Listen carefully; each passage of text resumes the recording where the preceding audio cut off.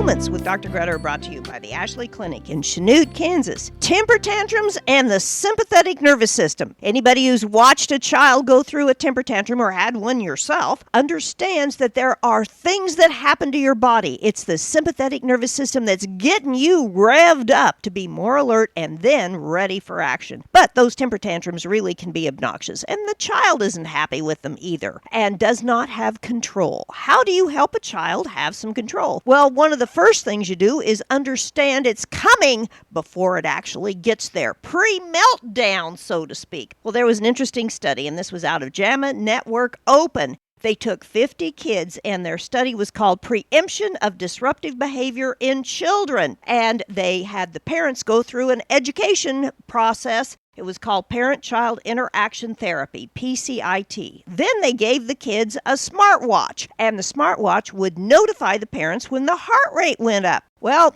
I don't know how practical it is to do something like that without doing it in a study, but I do know parents can start really paying attention to your kids early, and maybe you can preemptively see the pre-meltdown. In other words, you can watch your child. What are you watching for? Well, probably the big thing is the muscles. A child who's getting ready to really have a temper fit's going to tense those muscles, maybe clench their hands. Maybe they're going to get red-faced, or their little eyebrows are either going to go up or down. The eyes may dilate, the heart rate will go up, and the breathing may get a little deeper. Watch those sympathetic nervous system changes for the next fit.